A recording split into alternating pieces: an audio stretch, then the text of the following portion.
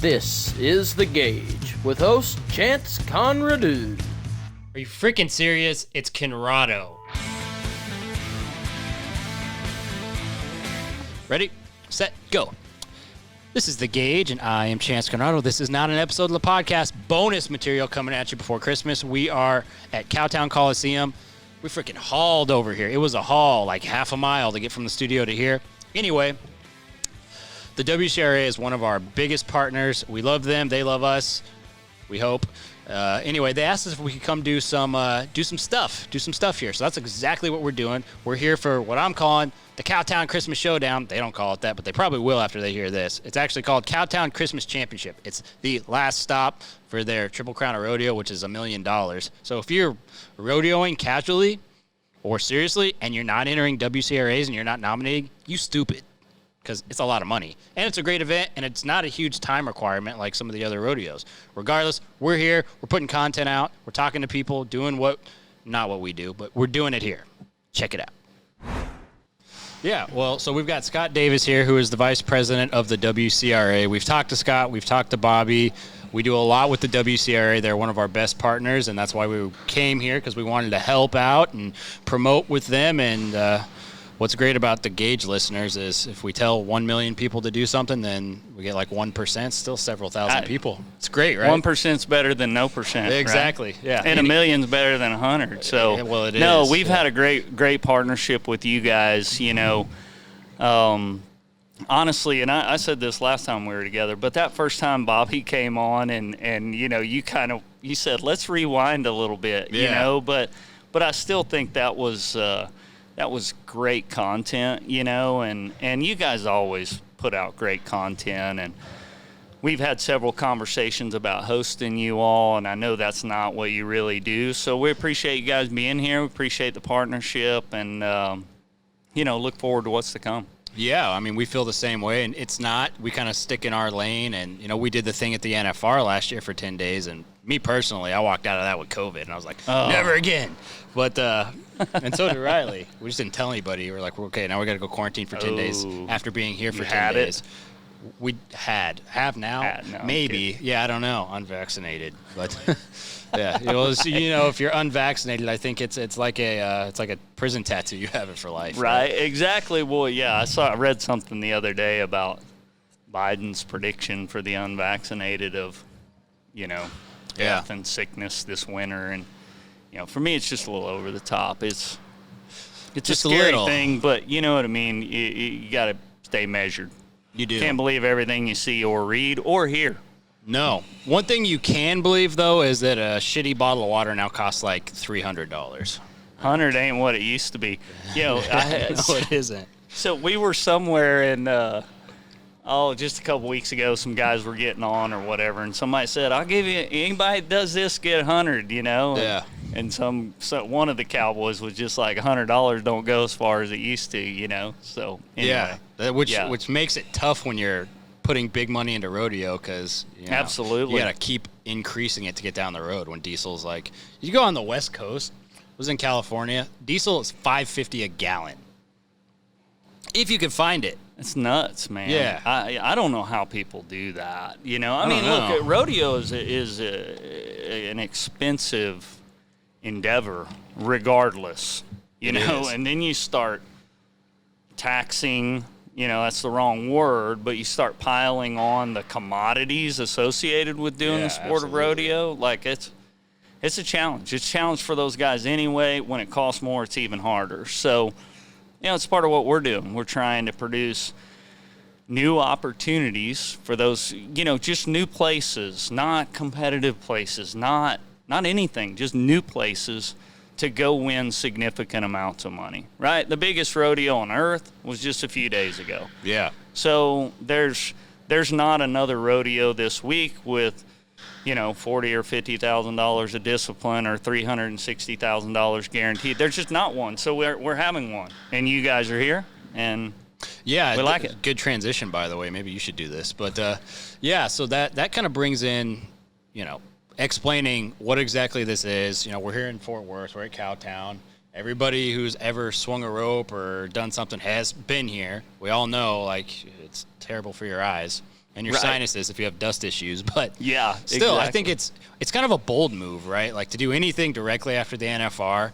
Most of the people who are in Vegas like live around here. Everybody's kind of fatigued and all that, but to do it, to produce an event like this and then, give people the opportunity to make money is one of my favorite things about the WCRA, and why we're really excited that we're partnered up with you guys, and why we've decided to kind of hitch our wagon to you guys and not some of the others who have come towards us, is because just it's equality of opportunity for cowboys and cowgirls to make more money. Right. Which has always been the downside of doing that as a profession, is chances you're going broke, 98%. Right. Even if you do well. You guys are changing that for a lot of people. Well, and I think when we launched, like oddly enough, I mean, we've been talking to you guys for a couple of years now, probably at least in some different level or another. Yeah. And but May of next year will be 4 years since our launch in Las Vegas with the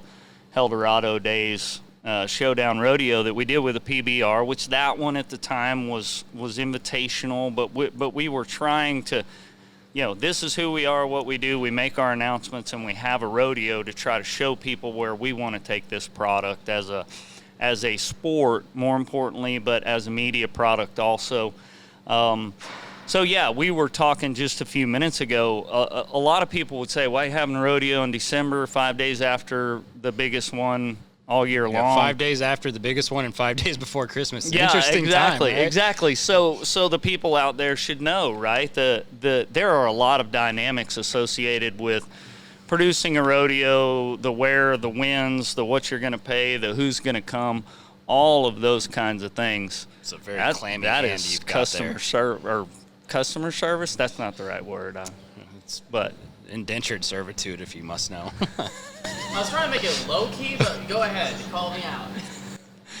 It's just some moisture on your hands, and I can't. Remember stop the thinking Marco about it. Rubio thing? Where he's trying to get the water, right? He should have just said, "You know what? I need a drink." Yeah. Right, and then that thing would have never went viral. But he's forever the dude who's maybe gonna get his, maybe he can read. Yeah, anyway. He is, and now you're that guy.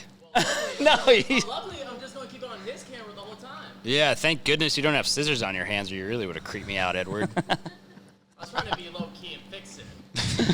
First, I was trying to tell you to move the microphone, and you just were not taking the visual in. I wasn't looking at you anywhere but there. Hand signals. It's the lights. It's not your face. Right. Yeah, it is kind of hard to see. It's a little bright. But so anyway, right? Why here? Why now? Why this? Our relationship with the PBR allows us to put our content on CBS, network television. A product of that was the recent Women's Rodeo World Championship, aired in a post-NFL window on October 31st. 2.3 million viewers for a 1 hour broadcast. Now, CBS wouldn't let us say it, but I'll go to my grave saying that that's the most people that ever watched the network broadcast of a rodeo. So what a lot of people don't understand is, we 6 or 8 months, or actually a year before that, we put Kansas City on air in February. Okay, so in February, we peak at just under 1 million viewers for a rodeo on a Saturday in February, right? We're in the top 10 of sports programming that day, right? But it's a different story when the NFL and college football come to town, right? From September through the Super Bowl, television in general is a different story. So you don't just say we're going to have the third leg of the Triple Crown in the fall, because CBS is going to tell you if the Cowboys and the Redskins are playing on that Sunday, you're not getting an hour for rodeo, because 7 million people will watch that football game and a couple million will watch your rodeo, right? It's all business, right? So anyway, we got that Halloween date for women's. We got 2.3 million viewers. When we were busy securing that date, we secured Christmas Day. So we've got a 1 hour broadcast of this rodeo on Christmas Day. So the business strategy is the opportunity for huge ratings. Long term, it's to attempt to create a strategy for rodeo on Christmas Day. The only major sport that has picked Christmas Day has been the NBA, unless Christmas is on a Sunday. The NFL plays on Sundays.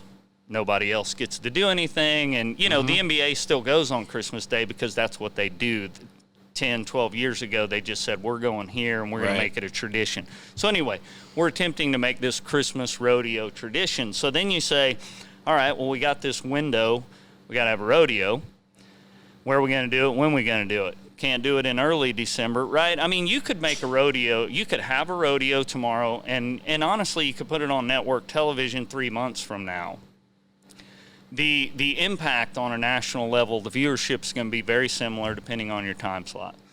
Nevertheless, with the $1 million implications of the Triple Crown, we can't have a rodeo and put it on TV 2 months later. It's got to be a quick turn, either a Friday night perf and a Saturday, Sunday broadcast, or at worst, a Saturday night perf and a following Saturday broadcast, right? So that's where we are. We got Christmas Day. We're very hopeful from a business standpoint for huge ratings. After you open your presents and eat your Christmas meal, that afternoon, tune in for some big-time rodeo on CBS. And we just backed up here. We came to the historic Fort Worth Stockyards and Cowtown Coliseum, and we said, let's have the Cowtown Christmas Championship Rodeo. That's why we're here. Yeah. I mean, it makes a lot of sense. So that explains why we're here. Obviously, I know how all this works, but explain, like, the entire, just real quick in a nutshell, as far as the Triple Crown, what this particular event has to do with the Triple Crown, and, you know, how that works for. And here's what's great about the WCRA is, much like the American, you don't have to be a professional cowboy or cowgirl. Right. You do not have to try to do that for a living and beat the pavement the same way you do traditionally rodeoing. You know, when I say rodeo, generally I'm talking about PRCA rodeo. Like, I feel like the WCRA, yes, it's the sport of rodeo, but it's a different thing. Just like, yes, PBR is the sport of bull riding, but it's different, right? You say PBR and you say rodeo when you're talking about bull riding. Nobody says PRCA bull riding. You just say rodeo and bull riding. Right. And the WCRA is, obviously, you guys are attached to PBR, which probably the best business move you guys ever made for obvious reasons. But it's been a great relationship. Yeah, they're great to work with, and we've worked with them before too. But what you guys are doing as far as the Triple Crown of Rodeo, what are the implications for that here? And kind of what is the general structure of that for people who are going to listen to this so they understand better? They hear my ads, they see you guys on TV, but they may not know because it's a lot more complex than just you enter a rodeo, you're in the top 15. Absolutely. So you got to win 3 major events in a row in order to win the Triple Crown bonus, which is a $1 million cash bonus. This is the 3rd stop in the calendar year 2021 of the Triple Crown. All of those broadcasts featured on CBS. Coming into this event, of course, at Days of 47 this summer, Riley Webb comes in there. Dream opportunity. He's won 2 in a row. He rides into Salt Lake, number 1 on the leaderboard. He's got to rope 1 calf and be like under 8 seconds, and he wins the rodeo and $1 million because he puts 3 together, right? So because he didn't, we have some champions coming out of Days of 47. Tyler Wagaspack was here last night before last Wednesday night, I think, broke the barrier. He got knocked out. He was one of the Days of 47 champions that was looking for win number 2, right? How nice would that have been? You be the world champ on the rodeo side and then win $1 million here? Absolutely. It's a pretty good year. Right? And so yeah, anyway, I mean, in a nutshell, this is stop 3 on the calendar year, but it is important to mention that the consecutive wins are ongoing, right? So you don't have to win 3 of 3 in a year. You just have to win 3 in a row. Like Riley won our post-COVID Stampede at the E in August of 2020. He won Corpus Christi May of 21, goes into Salt Lake this summer. Unfortunately missed. Which resets him, right? So now he has to restart. He doesn't get to keep his 2. They have to be consecutive. They have to be consecutive, so he restarts. And you know what? Kudos to Riley. He's a great kid, uber talented. And he said there at Salt Lake, he said, I'll be back. And, I mean, he just turned 18. He's not only going to be back, he's going to be around here for a while. Right. And I can promise you, you know, I would think as an athlete, if he has a chance to do that again, it's not the same outcome. But, yeah, so we're here, 3rd event of the year. handful of guys that are running for win number 2 in their pursuit of the Triple Crown. If we get a second event winner here, then in Corpus Christi, we have the same momentum that Riley had going into Days of 47. We got one guy that could maybe ride or rope one for $1 million for the rodeo title, the third in a row, and $1 million. Right. Yeah, it's interesting. And it's kind of cool how it works, right? Like, you can do it again. Like, with the American, it's not easy to win a portion of that $1 million twice, right? Because usually it's somebody who's a top person. They do it once, and then the next time they're invited back, and it's different. Right. If you did things right, you could win $1 million pretty often. Yeah, I mean, you never know, especially a kid like Riley. I mean, you start talking calf roping, and you start talking Cody and Fred and Joe and all of those guys, the numbers of rounds they've won, just their legacy as an athlete. Riley's just starting, right? I mean, it's probably, I have no idea how hard it'd be to win 3 rounds in a row at the NFR, but some of those guys that I just rattled off might have won 2, 3, 4 consecutive rounds. I don't know the data, but Riley's got a long career ahead of him, and I'm certain multiple Triple Crown attempts. He was in here last night, advanced. So we'll see him Saturday night, and he's looking to reset with win number 1 here. Sure. The irony is, if that happened, we would have the same circumstance next summer in Days of 47 if he could win Corpus again, right? Like, so, and look, that's a marketing machine for us, because as we leave every market, we either have someone, we have 9 new champs that got 1 in a row, or we have a couple people that maybe won a second. But with each new market, there's momentum associated with the Triple Crown. And Bobby put it best. Every ride or run that you'll see here tonight on Ride Pass on Pluto or any of the coverage on CBS, every single ride has $1 million implication. Yeah. Right? And so that's just a different perspective. And the last thing I would say about the Triple Crown is that, an event like the American, it's a great event, and they've done wonderful things for rodeo, but there you could simply say it that, like, the best guys in the world, the top 10 invites, aren't eligible for that huge incentive, right? Well, the likes of folks for us that have won 2 in a row, Riley Webb, we just talked about, Derek Kolbaba, Garrett Tanazi, those guys are who I would consider a professional athlete, multiple PBR, NFR qualifications, Wyatt Denny. Those are pros, right? And so, the Triple Crown, it will probably take a pro to win 3 in a row, right? Yeah. So uniquely, our systems are very similar, ours and the American, and they couple well, and they all help rodeo. Right. But they're almost different because the best guys can't get it over there, but they sure could here. Yeah. So it's kind of unique. Yeah, and I guess that's probably how you get, because that would be, at least if you're just looking at things from a logistical standpoint, because people are so deeply ingrained in, traditional PRCA rodeo, a lot of outfits other than the American, and I mean, they've tied into it now, but have had a hard time. Actually, none have really got a foothold except for you guys that I can think of.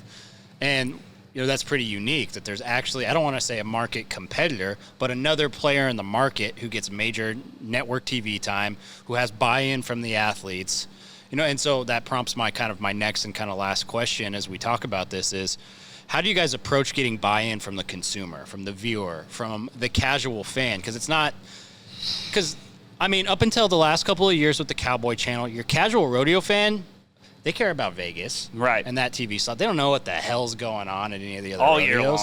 Year long. Maybe you might see on Facebook, or you used to look at in the magazines and see who's kind of trending in the top 50 or whatever, if you really give a shit. Right. But most people don't, right? They just see the top 15 who's competing at the NFR. With this, like with your formula, do you guys notice that you get more buy-in from viewers and people who want to just consume it as an entertainment thing because there's a little more to it? Like you could follow it. Right. Simple, maybe? Well, and I think simplicity from a format structure and stuff like that, simplicity is a big thing for us. Like you come here and watch this rodeo. If you came last night, you saw 9 winners in 9 different disciplines. You don't have to come back Saturday. You could tune in Christmas Day to see the winners of the winners, right? But And I think that's something that rodeo struggled with for a long time, but simple. Like, watch who won, and you can go home in peace, not go home confused by an aggregate or what's going to happen tomorrow or the next day. And then the Triple Crown was a unifier between broadcasts because let's be honest, we have a TV show in May, one in July, one in December. There's not a lot of connectivity there. But if it runs under the Triple Crown banner and you have somebody just won one or this person's looking for number 2, you can connect them even though they're far apart, if that makes sense. Yeah, because right? I guess that's maybe the hard thing, right? To be able to sell the Triple Crown and have it be marketable and palatable from the consumer, you do have to tell the story. Well, and when we launched, right, we go to Chicago, and then you put that show on TV, and then you go to Green Bay, and you just put that on. So you have people channel surfing, and then it's just this Green Bay rodeo. So the Triple Crown sort of provided that platform where we could tie it all together, and it was attractive to Rodeo Corpus and the Days of 47 and some of our other partners because of those $1 million implications. We also announced earlier that now the Women's Rodeo World Championship event that did so well, when we move it in May, it's now, those ladies, it will count as a stop on the Triple Crown because it's now a network TV product, right? And so those breakaway ropers actually have a 4th opportunity, or barrel racers, on an annual basis. They kind of got one more than the guys do, if you will, to try to put in that sack and put 3 together, right? Sure. So anyway, it's very challenging to build a brand in this space because our industry is so steep in tradition and it's very reluctance to change. It's just a nature it's of, very I think, specialized, and there's only so many consumers. Right. I mean, like, there's probably still people feeding on wagons with teams of horses, and I have respect for all of that and tradition and things like that. But we want to showcase the sport of rodeo, and we want to simplify it, attract new fans, broaden the opportunities for the guys and the gals. Yeah. And just do fun stuff and watch great action and great talent and all that stuff. I mean, we're in a new era, kind of, if you want to call it that, where it is a sport. It is for professionals, and heritage and tradition's a great thing, and it definitely enhances that and promotes it. I mean, just the way we dress when you do it. It promotes it, but it is a sport, and it has to modernize to grow, and you guys certainly understand that. And so I really love what you guys do. We love being tied to you guys, and look forward to more years to come with you. Yeah, we appreciate you guys being here, and for anybody that's listening that might get out here, we would love to see you out here. It's great rodeo action. Tomorrow night's sold out, so we're excited about it and excited about that Christmas Day broadcast, and hopefully somebody gets that win number 2 on the way to a Triple Crown. Let's hope. Yeah, it'll make for a good post-turkey if you're that guy. That'd be a great reason for you guys to come do another on-site podcast somewhere else. Yeah. Our people will talk. We're making a lot of people do things that make them uncomfortable. It doesn't make now we got the gauge here, Yeah. high degree of uncomfortability. Yeah. Don't have my coffee. It's more coffee. like they whine about, like, do we really have to carry a bunch of stuff up and set up again? That's really what it is. Like, we like our studio. It's quiet. Right. No one's testing music in the background. Have some drinks. That's right. Yeah, we couldn't fit a bar in here. Kyle gripes all the time, too. Yeah. Yeah. That happens with the people Kyle around has the you. look. He has the look like he might just complain. Yeah, around Christmas. He always smiles, though. He could be like, He's a happy guy. and he's just smiling. And you're like, you just cussed me out. But He's you're really smiling. good to work with. Yeah. He's you don't, all You right. don't want to lose Kyle. He's great to work with. My favorite thing about Kyle is he does great work, and I always say he'll send me something. I'll be like, this is a great start. Yeah. But let's figure out how we can make it better. Great. It's a good start, Kyle. Great start to tonight, having you guys here. We're here. Triple Crown. That's right. Say 1, 2, 3. 1, 2, 3. All right, you sound good. Why? You don't think you can count higher than 3, Ty? That's a little I rude. just need 3. I don't need too much. You can hit that guy if you want. We did our audio check yesterday with the Cowboy Channel. We had to go to 10, so Really? they were really working it for us. At yeah. the studio over there? Yeah, we had no. It was actually we were Skyping into the studio. So Oh, really? Same thing. That's yeah. why. Yeah, But there's a delay. yeah, we had to count all the way. You good? All right, Buddy Hawkins. Actually, I think this is the first time I've met you, but you're probably pretty fatigued after the NFR. You had a pretty good average, and Oh man, yeah, it was. We were just speaking about it on the way up here, and Yeah. it's last year in Arlington, we kind of felt like we were cheating a little bit. It's 71 miles from my mom's house, where my horses are turned out right now, to the driveway at Arlington. And so every night we'd, 70 miles in, 70 miles out, fight a little bit of traffic on the way in, and Yeah. then just cruise straight home, have our head in our pillow at 10:30. Vegas, I like gambling. I enjoy Vegas, but not for 14 days. It wears me down. yeah, I mean it's brutal. Arlington was great. I mean we didn't do our thing that we do in Vegas, Right. or the thing we did in Arlington Yeah. on the ground, because you can't do that at No, Thomas and yeah, Mack. no doubt. You can't talk to round winners every single night for 10 days. That doesn't exist at Thomas and Yeah. Mack.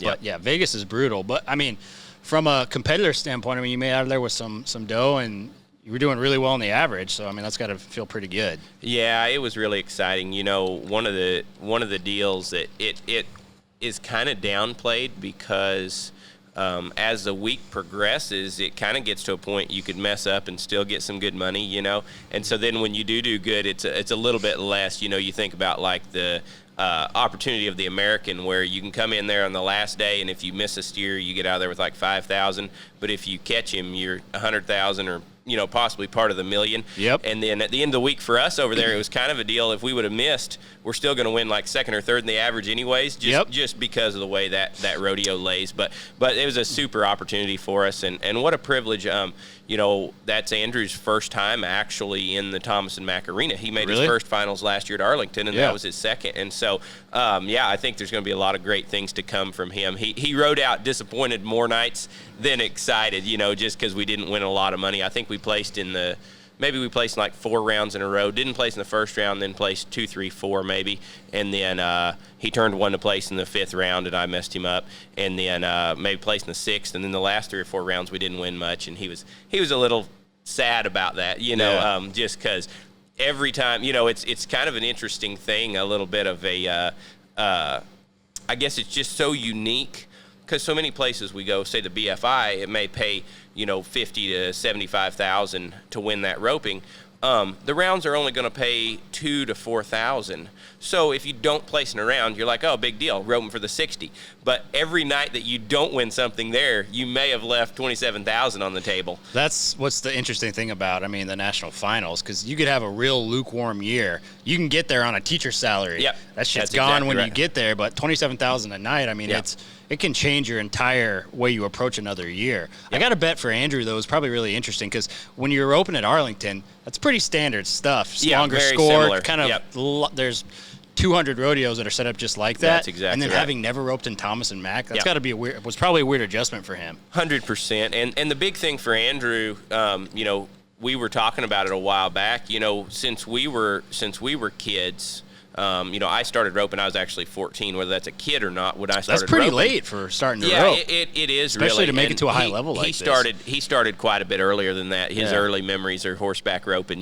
But for us, our whole life, we were both born post 1985, so the NFR has always been Vegas for us. Right. He lives right outside Oklahoma City, but he was never around to watch it. So Yeah. we've only ever thought Vegas.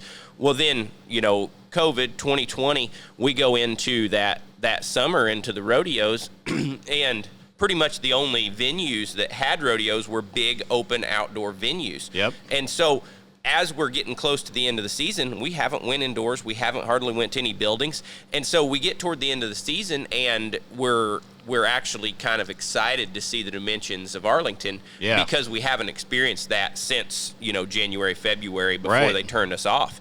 So then this year, being as we're able to have rodeos in Oregon and Washington, California, places, a lot of those Western rodeos, even though they'll be a big arena, they place the chutes more to the left, closer to the walls. Yep. Puyallup, Washington is one of the most narrow rodeos we go yeah. to. So it was actually good from that perspective. We were able to go to those, but Andrew has geared basically his whole life around the Texas rodeo, the Prairie Circuit rodeos, the big open arenas. His horse is big. He really runs, and he's more comfortable the longer they set the barrier, the bigger advantage he has. Right. So you're absolutely right. When it came to Las Vegas, it was a challenge for him, and preparing for round one for months, and actually we've been roping together for 2 years. For 2 years, he's talked about round one at the NFR, and he said, I'm just gonna have to go and just trust that I'll get out of the barrier. And sure enough, he nods, pulls, and misses the barrier the Did first he miss night. it? Yeah, and he was like, son of a gun. Well, it comes so it's fast, so even if easy. you're watching it. Yeah, it's a millisecond. You know, to say what that reaction is. It would be very hard. I saw a really special thing, Classic Ropes, I think it was, had put online, and it was during the run-through when they had the barrier up, about 5 or 6 headers running through that barrier, and it was literally like, you know, their chin goes down, their horse goes down, they start their swing, and the cow's out in the arena. I mean, it was just, it's unbelievable. And, you know, as healers, or as a healer, I just go, you know, my guy starts cracking a knot off, and I'm leaving, you know, a lot like the hazing and the bulldogging. Yeah, you have to. It's just the whole dichotomy of how you set up a run at Thomas and Mack is, I mean, it's probably for team roping. I mean, it's the quickest jump you get. Yeah, it is, absolutely. We go to just a few events, you know, even a regular week here at the Stockyards, they set the barrier short. Yep. We go to a few events where when you get to the front of the box, you're the same distance from the cow, you know, places with a short box or whatever. What's wild about the Thomas and Mack is how fast you have to get off the back. Right. You know, you're in a similar spot at the front of the box, but leaving the back of the box, you've got to get going so soon. Yep. And truly, if you get going at a time when you know you won't break it, you're going to be so late, you know. Yeah, absolutely. Well, and so that's kind of an interesting transition, because when you come down here, it's not, I mean, as far as from the header side, it's not terribly different. Yep. I mean, it's a little different, but Yeah. the same issues you have at Thomas and Mack, where if you get too far to the left, you're going to hit the fence. Absolutely. You have that here too. 100%. So the guys who were in Vegas last week, you come in here at advantage. I mean, if you're a local guy, you get to rope here all the time. Truly, but. yeah, and that's a deal. And I learned a long time ago, you know, most of us, you know, our practice, our preparation, and most of what we do, we're not going this fast. We're not going as fast as we do in the Thomas and Mack. We're not going as fast as we do on any week at the Stockyards. But I learned a long time ago, they try to equalize the conditions as best they can for the big money opportunities. Yes. So they'll probably never set the barrier at an event like the American. They'll probably never set it where it's like a 20-foot barrier. Right. Now, you have exceptions. Houston's fairly long. Cheyenne's fairly long. But in many of those cases, they try to make it where when a cowboy leaves the event, if he didn't win anything, it was on him. You know, they try to simplify the barrier. And so I've made it a point personally to go to a lot of places like this. And frankly, it's still not my favorite. I would rather be in a big, wide open environment.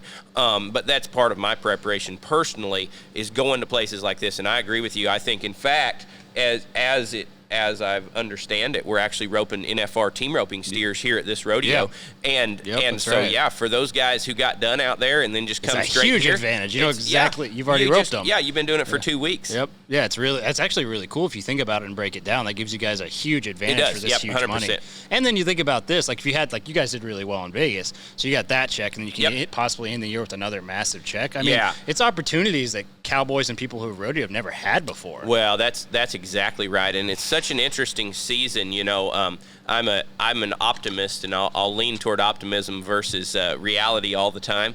But it's so special to see, you know, what productions like this have done for the sport, you know, and looking forward. We were looking up some product, and I can't remember exactly what it was, but it was something that took years and years to build this thing. Right. And I thought, you know, there's somebody's going to start that project and potentially, you know, pass away right in the middle. Yep. And somebody else has to finish that. You know, it's like a big expansion bridge or whatever, and it takes years and years and years to develop this thing.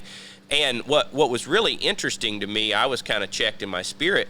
Well, what am I doing now that when I'm gone, somebody can carry on? Right. And truly, if you really want to kind of distinguish between what matters in life and what doesn't, a lot of what matters is the stuff that somebody could carry on. If you start a company and you die and the company dies with you, well, that wasn't much of a company. And I mean, it sounds rude to say it like that. That's why the best companies, though, they always separate the brand from themselves. Like, absolutely. You'll see a guy who names a company after themselves.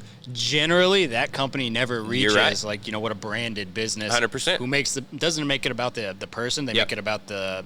Yeah, it's about the the people, boots, plural, the I handbags, think. whatever the hell it is. Yeah. Exactly. Yeah. Legacy's sake. Yeah, and it's kind of interesting. One thing that's really stuck out to me is there's a few alcohol brands like Hennessy and Guinness, and if you'll go back, I want to say Guinness was started in the early, like maybe the 1400s. Long time, and has passed on from generation to generation, and even, as I understand it, has passed from family to family. It's not all Guinness family that's running the company. Most of those companies, when they're that large, I mean, third, fourth, and you get to the fifth generation, it's not a single person with that last name or that lineage even works there. Exactly, and what a special thing, and that's something that I see with, I'm excited about Pro Rodeo. I'm excited about the WCRA. I'm excited about these different opportunities that are coming up.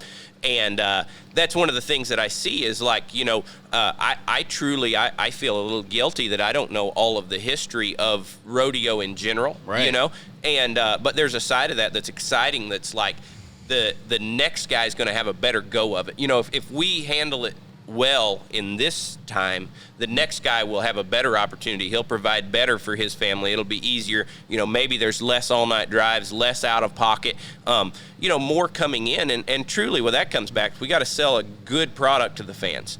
And occasionally, as contestants, as producers, as associations, we come up a little short on what the fans are demanding, and that's what I'm excited is I've watched actually the first couple perfs of this rodeo. I've been excited about what we're offering up, whether it's televised or in person, and I think that's something that can span generations, plural, versus something where we can just get rich quick and get out. Well, and it's so interesting you bring that up, and it almost makes me wish Buddy came to the studio and we did a full-on episode of The Gauge, but because you're a great interview, but thanks. and well-spoken, a lot better spoken than a lot of the people are. Usually people are scared of the microphone, and they're like, that thing's going to bite me, get me out of here, but it's interesting you say that because we're literally, like, I don't know if your family is a huge rodeo family. If you came from, everybody in my family for 3 generations rodeo. That's for a awesome. living.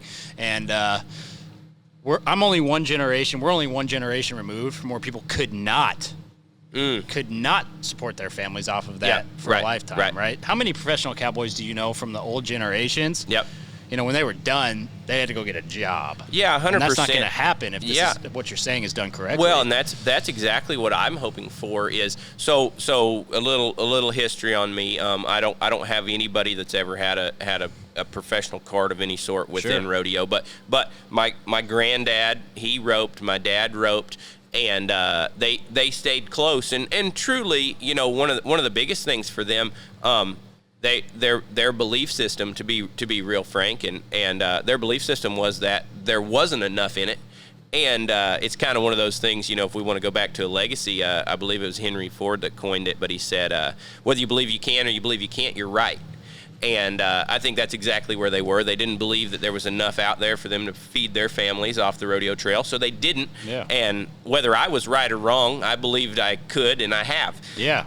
And so, but you're absolutely right, and I've been putting a lot of thought into that, the future tense. What's beautiful about team roping, I have a little advantage on a few of the rough stock events. Huge or advantage. Whatever. Yeah, there's so much depth, and team roping and barrel racing are in a different class because of the depth, the ways you can make money, and I mean, the thing that was different with team roping is maybe the horses weren't quite the value of like a barrel horse. Right. That's not the case anymore. Well, and that's changed. exactly is what's really been beautiful for team roping, and that's what I encourage my guys to look at is, it's a viable business. If I'm in a position where I need a horse, it's actually, now I'm not saying that you can just run into your local U.S. bank and get a loan and buy the horse, but it's actually tangible for me to say, okay, here's what the presumed value of this horse is. Here's what I believe that I can bring in. To. Absolutely, as long as you're credible. That's what I'm saying. You can get a 6-figure loan for a horse. 100%. The interest is a little steep, but there's ways you can do things. And now. I can insure the horse, and I can go do that. And I've got students from beginners up to obviously not a lot of the pro rodeo guys are students, but I've got students, and they come to me and they're trying to make practical sense of where the horse market is now. Yeah. And, pull up the World Series team rope and payout for the last 3 weeks out there in Las Vegas. I had multiple students I earned $105,000. I have multiple students competing for, and many of them won close to, if not more than, what I actually won out there. Yeah. And that was the biggest week of my life. $105,000 out there. And we've got guys that started roping 2 years ago, earning $150,000, $170,000 at the World Series finale. Well, and I hope someday that it changes where guys can do both. Absolutely. Because it's almost a disservice, right? Because just like you said, there's so many people at different levels that get to compete there. Yep. The World Series is so great because of the tiered system and the way it's structured. Yep. Doesn't matter if you're a beginner or if you're at the elite Absolutely. level, not at the NFR, but also not every elite NFR guy goes rodeo every year. 100%. Yep. They can go and they can win huge money. I would love to be able to see in the afternoon somebody at South Point roping there and then going to the NFR that evening. How great would that be? It would be swell. And we talked about it a little bit. There's a side to that I understand from a place of maybe as from a fan perspective or whatever, maybe we have more to lose than we have to gain. Maybe you let's say Wade Sundell, and I know that's a terrible example because he actually got hurt at the rodeo. Yeah. But you let Wade Sundell go over there and rope in a roping that he could be competitive in. Sure. He's one of the guys who actually rides a horse and can rope that I was thinking of in those other events. But if that took him out of the other rodeo that the fans came specifically to see him, so I see the value. Truly, where we would like for it to go is let's get enough money that it wouldn't even be a question. Exactly. Like let's go to where the day money's pay $100,000 on both sides of town. And it can happen. It's all about market. We're on the right track, truly. The right people are getting involved now. Yes, and that's exciting for me. And I think that's the idea is let's bring enough people in who have that. Let's bring enough people in who have the vision of, how can I make this better for the next guy? Let's bring in management who they're less concerned about filling their pocket now. Not that we shouldn't make money. One book that I really appreciate, one of my good friends, Travis Bard, he's in real estate. He gave it to me, but it's called Profit First. Yeah. And you may be familiar with it, but it speaks about if we're actually going to try to build something, it's not that we shouldn't be making money up front. We absolutely should. We want it to long term be better for the next guy than it is for us, but we definitely need to make money in the moment. And so you have to. You get disenfranchised, and then you never do that. Yes, right? Because if you're disenfranchised exactly right. and you're poor, for lack of a better term, 100%. you're never going to leave anything for anybody else because no you're doubt. in the freaking proverbial breadline. It's just the way it is, and that's what exactly rodeo's right. been. If you don't plan things perfectly, or you're not one of the elite, really need to get lucky. Like that's as sad as that Luck. is. Yeah. It really is like when you get down to that last steer somewhere, you need it to fall your way, and then a few sponsors follow that, and this, that, and the other works out. Maybe you chum up with somebody who's got money who will help you at no gain to them. As bad as that sounds, but that's where the viability, I feel like, starting to come into the sport, where we can literally sit down and look at numbers that make sense. Can you feed your family on $250,000 a year? Yes, I can feed my family on that. Well, it wasn't, but just a couple years ago, there were only a few guys getting that out of the whole sport. Well, and we're only 2 decades away from where there weren't even personal sponsors in rodeo. Yep, 100%. If you were roping in those years that you were talking about that you missed, you wouldn't even have a sponsor. That's exactly right. They came in the late 90s. That's a new thing, Absolutely. right? The patches and what everybody strives to look like. Yep. That's new. That's 100% right. Right? And so rodeo's just behind other sports. You've got endorsements. You've got these different things. You have different outlets. Mm-hmm. How crazy is it when you see a PRCA cowboy who has 6 figures there, and you see him in the WCRA, and they've got close to 6 figures one there? It's like, Absolutely. That's a life. That's an actual life, which means another generation's going to want to be a cowboy. Yep. Because it's something esteemed and it's something valuable from a monetary standpoint, not just being a cowboy for the sake of being a cowboy. 100%. I think I'm not sure where the quote originated, but a motivational speaker, Les Brown, he quoted one time. He said, "Money's not that important. It's just right up there with oxygen." Yep. And that's a very good point. There is that money isn't the thing that I think about in the morning when I wake up. I think about going and doing my job. If there was no money in my job, then I would have to be thinking about whatever thing there was money in. And truly, that's exactly right. Is our sport is really taking advantage of a few of these. I've got a buddy right now. We're working on a horse for a slot race, very similar to the barrel racing for a fraternity. And, we've been looking at that and talking about that. Well, the barrel racing, they just went way ahead of us in the fraternities. They followed the racehorse deal. They started fraternities. They've taken off, way out of the water. Well, now the ropers, we're coming into that deal too. That's another opportunity for us. But in the same way, the sponsors, we're able to kind of follow that track that NASCAR and several other sports paved the way for us. We're like, well, this can work, benefit the association, benefit the companies who are trying to advertise here, benefit the contestants, and we're not taking anything away from the event itself, and that would be a deal. If I thought that rodeo would be better without me, I would leave. And it's my favorite thing, but it's like if I thought it could do better without me, because these are my brothers and sisters down here competing in the arena, and I want to see them go on and do well, and if I thought I was holding them back, then I'd bow out in a heartbeat. And they would do the same thing. Like that's the deal. It's a family business for us. Yeah, it is, and that's what's so amazing about rodeo, which it keeps it in a totally different lane than other sports. Is it's just different. Everybody's tied together. You spend weeks and weeks and months together. Yep. If you pull that time in a year that you're with, you're competing against a lot of the same guys time and time again, year after year, and it creates family bonds, 100%. Which means you want things to be good for them, they want things to be good for you. Absolutely. And you're absolutely right, and that's why it's so great to have these events. These things are great because they don't require as much time as a full year of rodeoing just to maybe get to Vegas. And it also helps you take care of your family. Well, and absolutely right.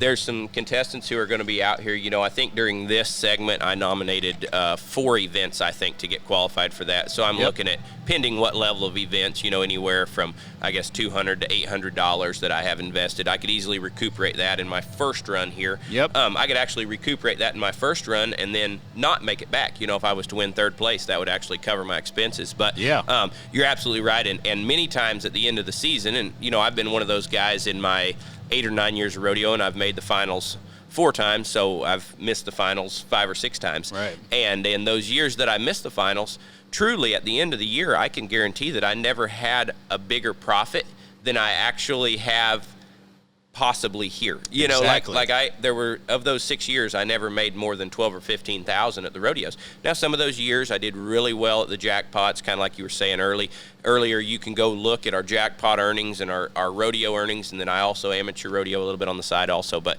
that's absolutely right. This one event, I could very well go get $12,000 profit at and only be really, like I said, at the most I'm $800 deep. Yeah, which is why it's so great. Absolutely. When you're done rodeoing, you should probably apply for a CEO job at one of these places. There's not a lot of people who think things so analytically and break things down like that. Well, I appreciate that very much. It's refreshing. So I wish you good luck tonight. Thank you so much. We'll get to it, and thanks for taking the time. I appreciate it. Yes, sir. All right, we've got Dalen Swearingen here, and a guy who probably has the sweetest mom in the world. Yeah, your mom's been on the show before. It was really cool when she came on there. But it's amazing how much she loves her kids. She's like the perfect mom. Yeah, she's definitely been a great mom to us. Yeah. But you're obviously no stranger to professional sports. You're in the PBR, and obviously that's kind of where you decided to do your career, right? Yeah, yes, sir. I love riding bulls, and I've always grew up in the Western culture, and I just always took a liking to bull riding. Yeah. I mean, because I think your brother, he calf ropes, right? Is that what he does, or does he team rope? He calf ropes a little bit. He was out last night here in the. He's been steer wrestling quite a bit. Oh, steer wrestling? And been doing real good at it. Yeah. Didn't work out last night very good, but. Yeah. Well, I mean, that's what's kind of cool about the WCRAs, though, is you don't have to overcommit to rodeo. You can kind of just do it if you want to do it. Yeah. So how does that work? I mean, you PBR, and those schedules are set. It's kind of the same thing. I mean, the Velocity Tour is what it is, and you follow that path. But entering the WCRAs, I mean, is that just something you're doing because you can, because your schedule allows it, or? Yeah, with the WCRA, we get to nominate whatever event we want. So, I'll nominate this event for Corpus Christi whenever Corpus Christi is.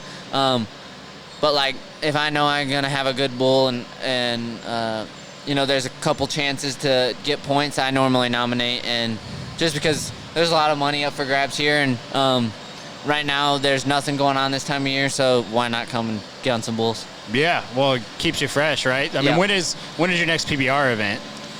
There's one on the 31st. Well, I'm actually entering one tomorrow, but hopefully I'm going to be here. Yeah. But the first of the year is when they start in Indianapolis. Really? Yep. Yeah.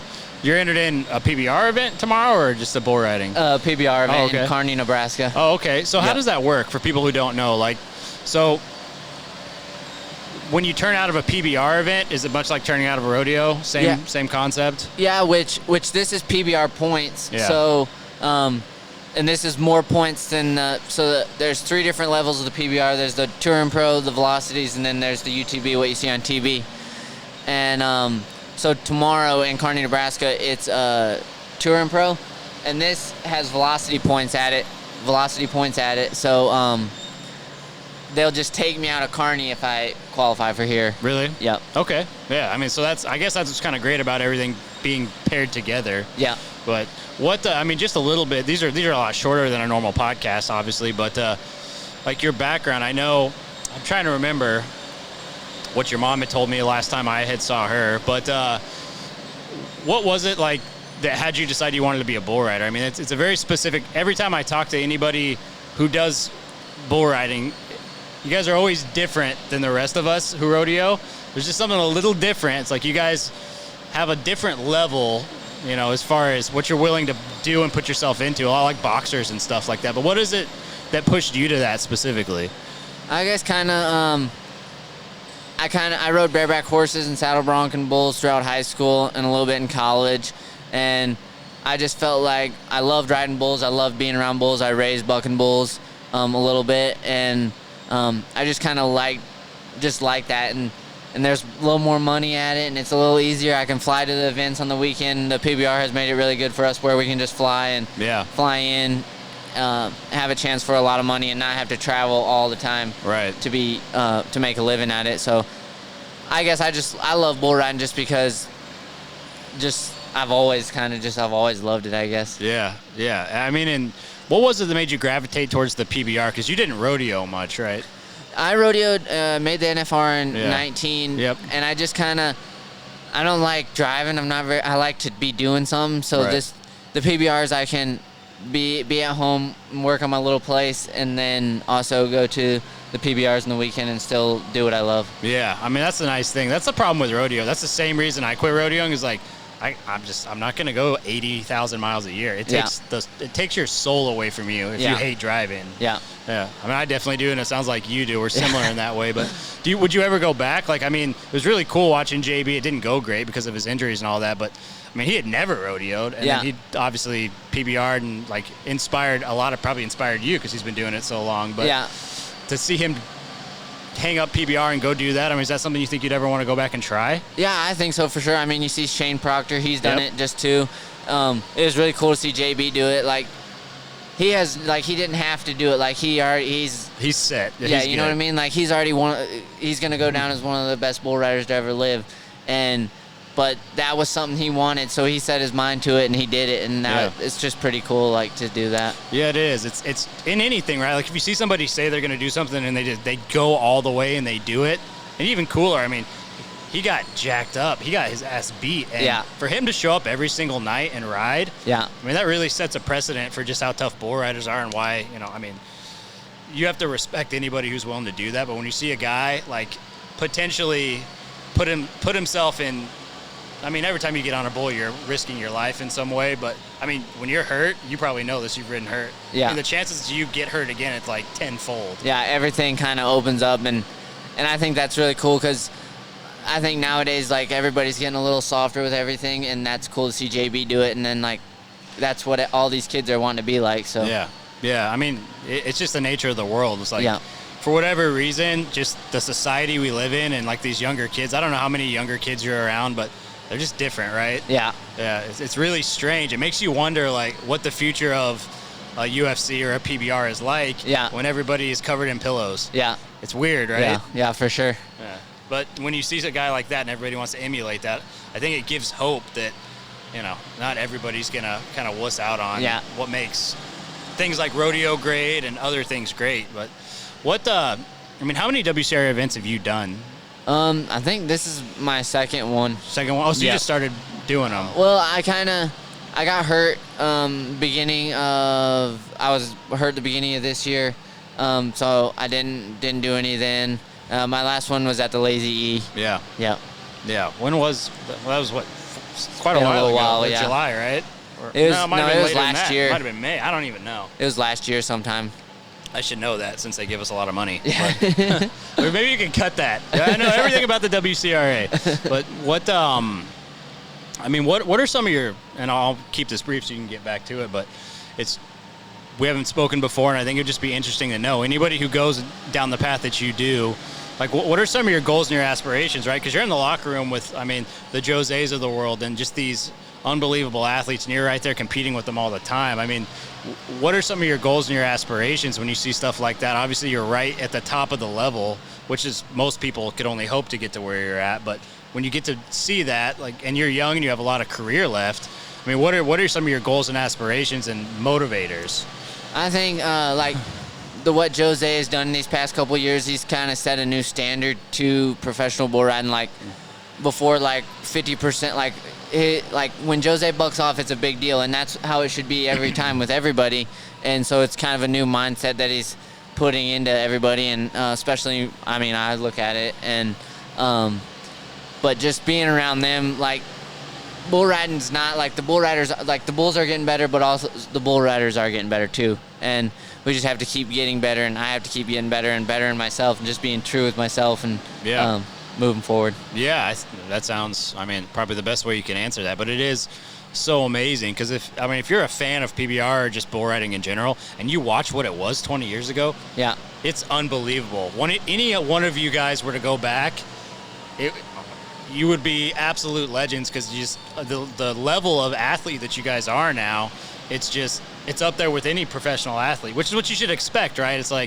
It's great because you're finally seeing people take a sport like this so seriously that you're preparing in ways that professional athletes prepare, and it's created these freaks of nature in the arena that you've seen in other sports for a long time. Yeah, and I think just the rodeo culture, it's tried to keep their culture so much, so we've just been so cowboy based, and you can be a cowboy and still go to the gym and everything, but that's kind of that's why I don't know, maybe it hasn't excelled as much as it has because those guys aren't taking it all seriously, and some people don't have to take it seriously and they can still be the best, but some people have to take it seriously. And there's these cliche sayings that people have been saying in football for decades and decades about the guy with talent, if he doesn't put in the effort, will always get beat out by the guy who works the hardest. And you see that, and obviously anybody who can stay on a top bull, it's got something different about him as far as athletic ability than just your average guy walking around.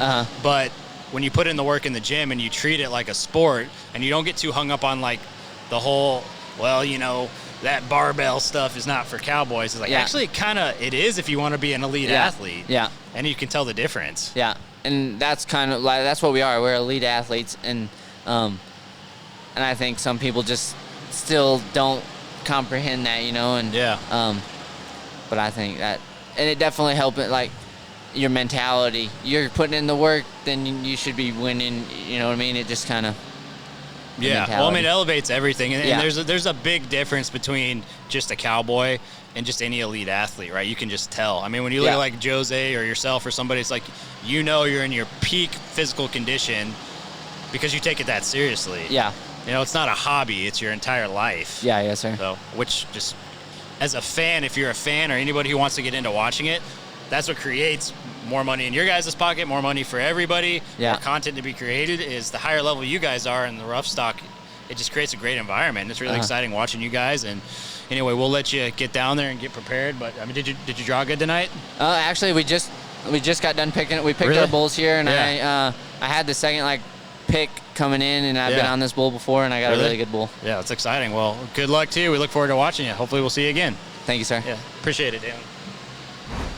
A little wobbly. They are. Get bucked off. You good? All right, we're with Michelle Darling, who is apparently, according to the WCRA, the darling of the WCRA. That's right, the darling. Yeah. I know, what a unique name. Yeah.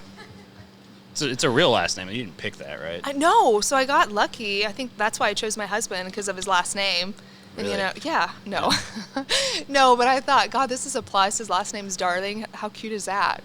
So like every time I run though, they'll play like Cheyenne. They always play "Hello, Darling," and I'm like, oh my gosh, really? So anyway, yeah, kind of cool though. It's trendy. Yeah. Well, and if you win, it's a really big deal. Now you have to just do that everywhere. I know, right? Yes.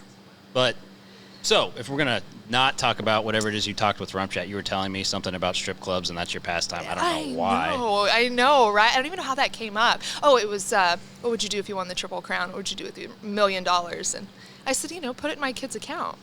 And he was like, really? And I'm like, okay, fine, I'd open a strip club. And he was like, yeah. And I'm like, I'm Where kidding. would you open the strip club? Oh my gosh, I don't even know. Because like Medford, Oklahoma, I don't think there's enough girls to work there. I don't know that we could find enough girls. There might be enough girls, but probably not enough teeth.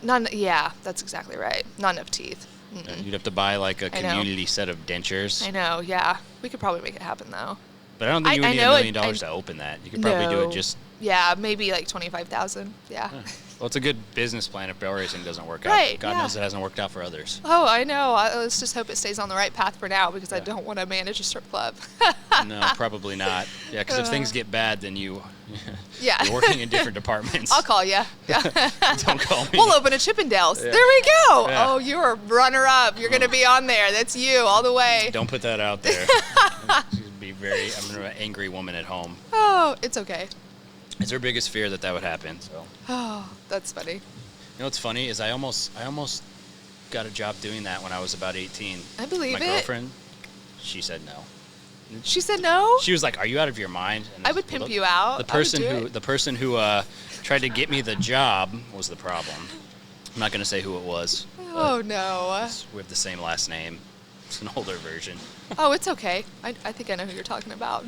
You might. I might. Anyway, so you actually have been doing the WCRAs for quite a while. Yes. I mean, as far as WCRA goes, you might be the most successful WCRAer out there.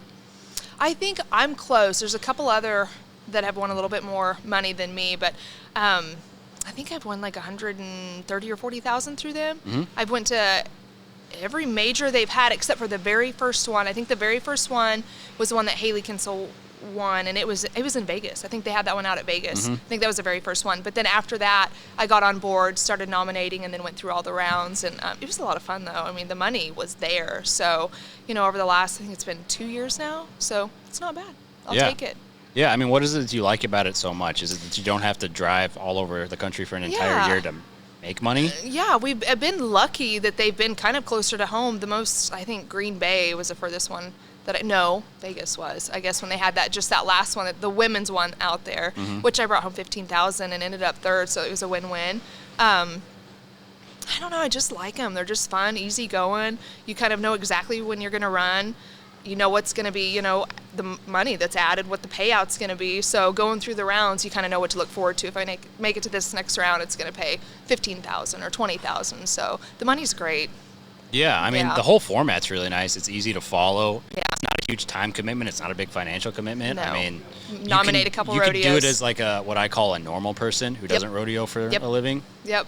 And that was kind of my goal because I'm back in nursing school and I'll graduate hopefully by February. So I've been able to do the WCRA deal because I know exactly when they're going to be. I nominate. I know which rounds I have to go through. I can show up, run, take time off, and then come home. Don't have to talk to Procom. Yeah, that's right. I don't have to go with Procom. Yeah. Much easier going through them in the ground. I can say that they've done a fabulous job keeping the ground consistent and good. Everyone that I've went to, they have tried. They've went above and beyond keeping the ground good. So that's something else that I can brag about them on is they keep the ground good. Yeah. Yeah. Yeah. So wait, have you always wanted to be a nurse?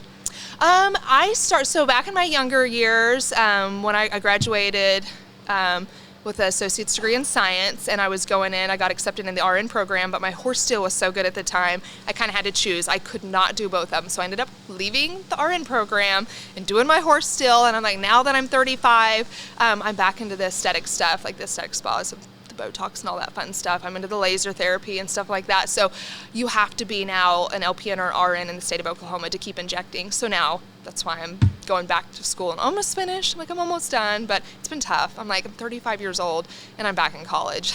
I did not want to do this, but it was a goal and I had to finish it. Really? So here I am. Yeah. Well, so when you finish that, were you going to open up like a clinic with all your winnings? Yeah, maybe. Well, my goal is to open an aesthetic spa. That is kind of my goal. I love that kind of stuff. How many people live in your town? So Medford's small, but Enid, Oklahoma is where I would open it at. Yeah, so Medford's a tiny town, good little community. Our kids go to school there. I have 3 kids, so it's the perfect setting. It's just a good little country school. But yeah, like population of 3,500 people maybe. It's tiny. Yeah. Not good for strip clubs. I know. I don't even know. Not good for strip what? clubs. Now that I think about it. People would come to Medford though. Yeah, I mean, I think they would. So this is a great idea. You should have both businesses. Right? Because they've got to go get the laser treatment before they go work their shift at the strip club. Right, I know. So That one is feeds the other. That is a good idea. It I'll is. put It's that on mine, paper. half mine. Yeah, Brainstorming. I love unfortunately, this. It's out there forever, so Yeah. you'd be stealing my intellectual property if you do it. Oh, I'll have to look into this. Well, I tell you what, if it works out, I'll give you 10%. 15. 15, okay, 15%. Yeah, the idea is worth something, Michelle. But maybe 20 if you come dance. Come on. A ladies' night? Yeah, we in can make it like a Oklahoma? magic mic. No, we could do like a.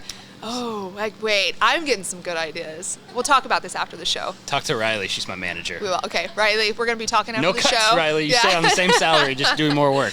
Oh goodness. But okay, so do you have? I mean, you've obviously got the horsepower to do it. I mean, do you Yeah. have Vegas aspirations? Do you want to do Yeah. that at some point? I always say, like it's in God's timing. I think when I get out there and I'm rodeoing, and if it's my year to go, nothing's gonna stop that from happening. I'm gonna Yeah. make it.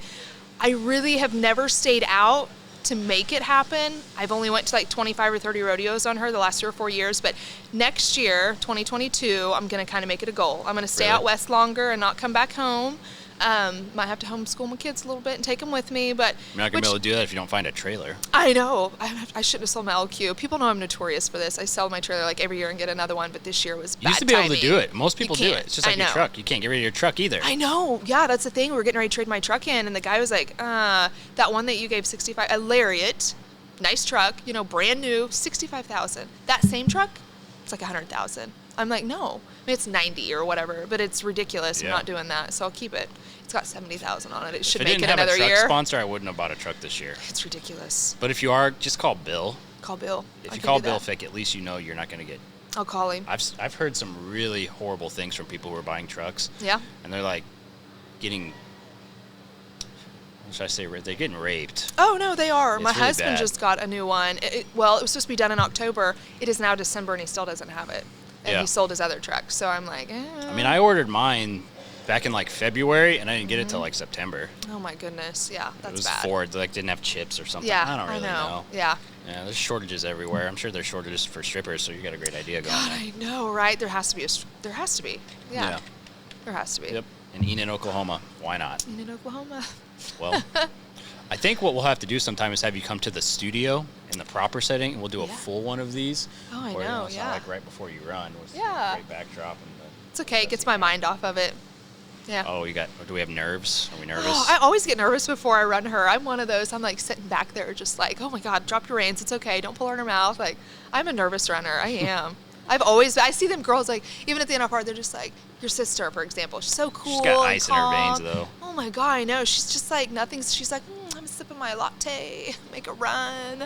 Like, no, that's not me. I'm Yeah. back there smashing my hat down, pulling my ears out. Like, I'm horrible. Yeah, if you ever like watch me before I run, it's not pretty. Ball of nerves. Oh my God, I'm so nervous. Yeah. These little arenas, though, for anything. I Like if you know. rope here, like even that, like it Yeah. makes you really uncomfortable because it's just so small. It is tiny. Yeah. Yeah, and These I've tiny made good arenas runs do in this that. pin Really? to do really good and make it back to the American twice, but I hit. So like, just make a clean run. That's it tonight. You got it. Yeah. It's no problem. I got it, no I didn't even problem. see who was in your pool tonight, but I didn't see anybody like terrifying.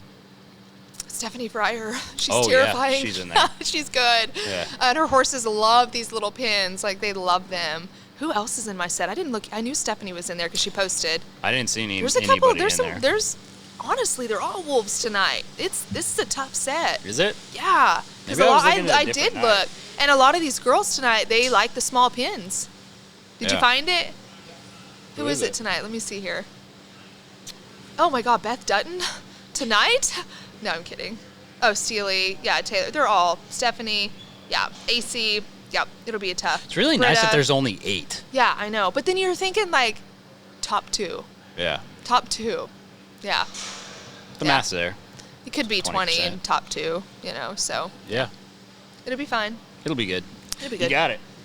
Don't pull It's your a hair tough out, set. though. I won't. God, I don't have left to pull out. I Yeah. know, right? It's weird. Yeah, I've heard so many women in specific. I don't know of any guys who like lost hair, but I mean everybody's had COVID at this point. So many women like had to go get extensions or some shit because they I took mine out kept losing their hair. I know. Like I put them in for a little bit and I was like, I can't do this. I took them out. But yeah, after September, after I got it, it just fell out. Did you lose anything else? Like, can you taste or smell things? So I lost all my taste and smell, and I have most of my taste back, but I still have a problem smelling some stuff, which is fine. When my husband hotboxed the car, I'm totally fine with that. Yeah. So yeah, it's fine that I can't smell. He hotboxed the car? Oh my God, he'll lock the windows after we leave the Mexican restaurant, and he's like over there laughing. I'm like, what? He's like, can you not smell that? And I'm like, smell what? And he's like, oh my God, you really can't smell. And the kids are dying.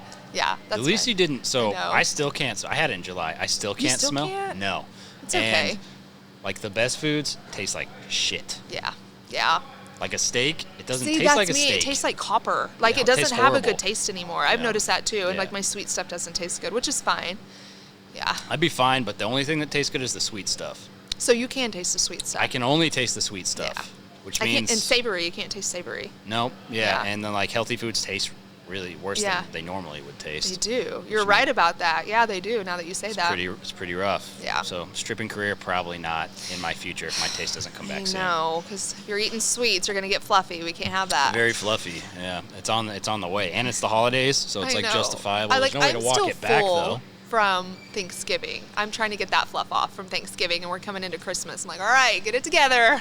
No, Come you just on. have to wrap it all into one, and then you do what everybody does and just do the New Year's resolution, Oh, knowing there that you when the go. holidays come back, you're never gonna take it I easy. did on the get a holidays. Peloton. My husband ordered me one. It should be here on Monday. I'm like, are you that's the trying most to tell me basic- something? That's the most basic white lady thing you could Oh, do. God, get But a luckily he bought it Peloton? for you. You know. Because everybody knows what happens with them. You pay the money for the Peloton, you pay the monthly subscriptions, and then it know. just sits. Oh, I hope that's not the case. I got to use it then. I'm going to use it. Maybe Either you that could or be the just wear outlier. high-waisted jeans and tuck it in. Isn't that what they all do? I'm just kidding. Wait, isn't the trend like going looser pants now? I don't know. I like my high-waisted ones because when you sit down, you can go bloop. There you Unless go. people see you do it, then it's I apparent, know. just like that. I don't Now care if everyone they knows. see me. I'm like, I don't care. I know. I'm a mom of 3 kids. It's fine. I don't care anymore. Yeah. I don't care. There's something about children that just take away They all do. shame. I'm like, God. They're like, God, don't you want to like get your bod back? I'm like, I'm fine with this. Yeah. This mom bod's better than most mom bods. Just saying. I'm kidding. have I'm it. kidding. Well, I'm not a mom. You're not I offending know. me. I know. But Riley, All you though, moms out there, Riley's I'm got like joking. 7 or 8 children that were just. God, you're does rocking not- it, girl. Isn't that impressive for 7 or 8 children? Yeah. Yeah, I'll tell you Dang. about all What's the your social secret? issues later. Yeah, I'll tell you about the social issues she has later Oh, because I it's bet not they're pretty bad, on that yeah. side. But Yeah. she's Okay. not. She doesn't have kids. I know. She flipped me off. I know. I've seen her. It's rude. Well, we're gonna let you get back to it, Okay. and we'll do this again sometime. All right. Awesome. Thanks for having me. Yes, Peace ma'am. out.